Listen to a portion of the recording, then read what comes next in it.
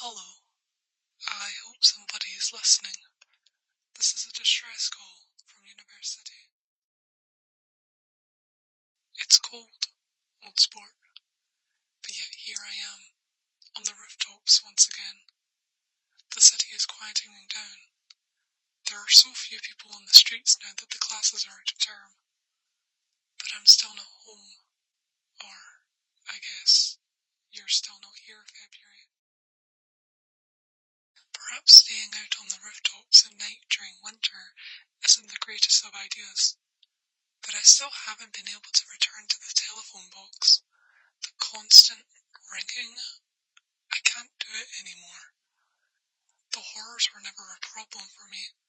I never would have called them horrors, personally, but knowing Kay is sitting on the other end of that continuous ringtone is terrifying. I don't answer anymore, and I truly mean that, this time. The last time I tried to talk and reason with him, he threw it all back towards me, telling me I was wrong.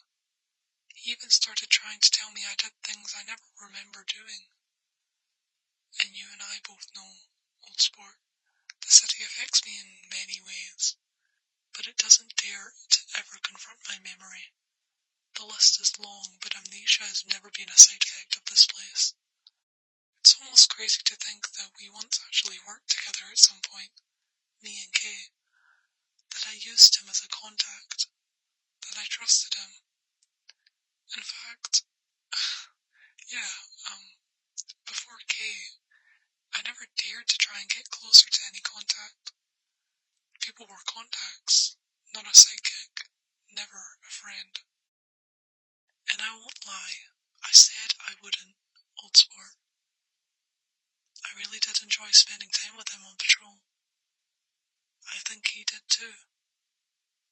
How can he throw that away over one small thing?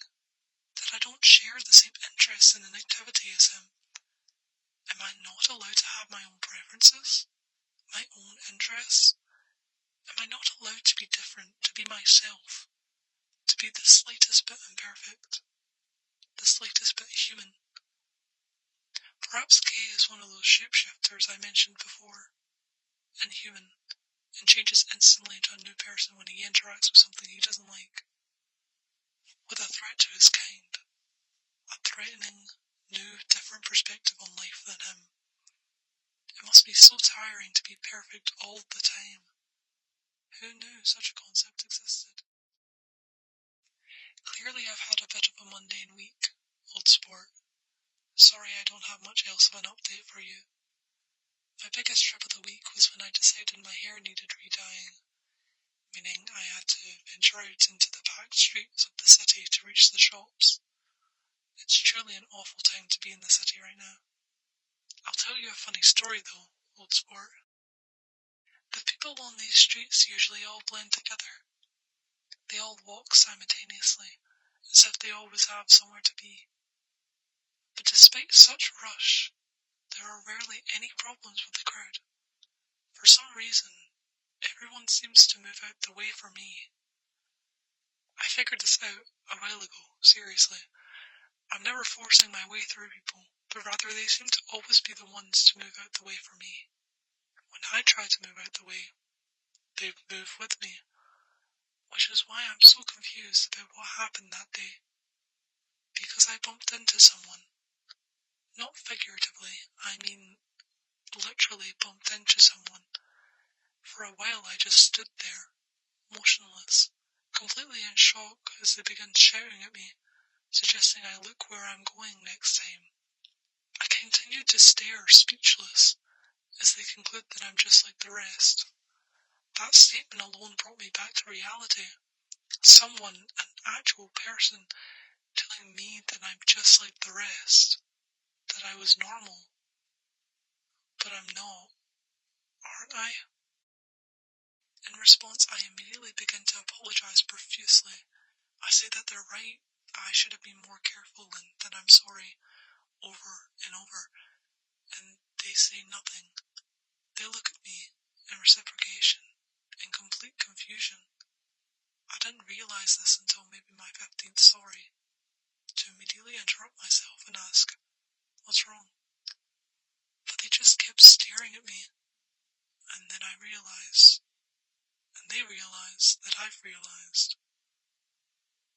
were both the same, and that we're both different from the others.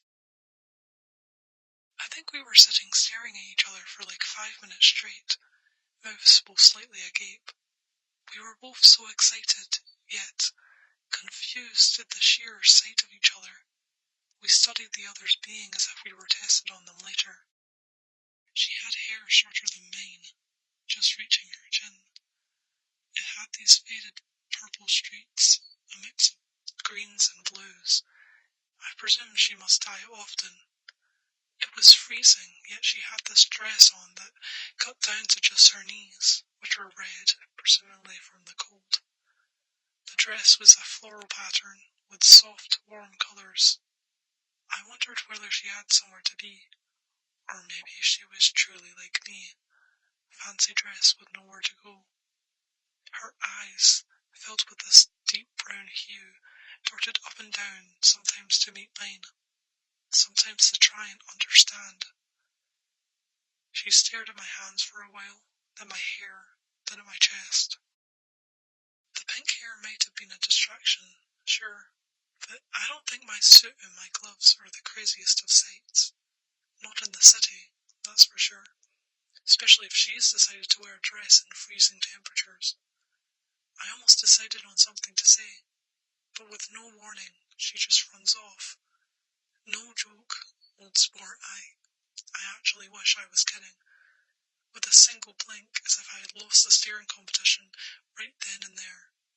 She starts her victory lap by running straight past me. I shout after her. Nothing.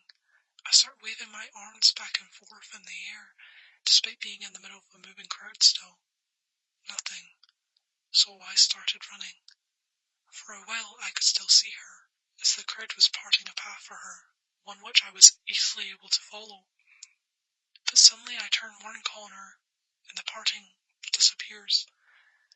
In fact, the whole crowd just ceases to exist, and the street is empty. I searched, old sport, I swear to you, I searched. I ran down that street more times than I could count, checking every little side street and alley I could see, double checking, triple checking. She was gone. And she just had this faded dyed hair, just like mine. You would have been jealous of how cool she looks, as I feel about you, February. I wonder if you'll look any different since I last saw you, when we see each other again. I wonder if you're thinking about me as often as I think about you. I really do wish you were here. You would be able to find this girl, I just know it. You always knew exactly where to look. Whenever I lost something, or whenever we played Where's Wally, you'd always know in a matter of seconds where he was hiding. You always found me, February, in my darkest of times. But how on earth am I to find you?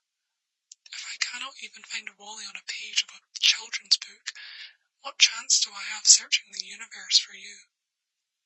Maybe you can find yourself. Perhaps that's what you've been away trying to do. Perhaps you already did. And for that I am so proud. Please, February, let me find you. Let me tell you how proud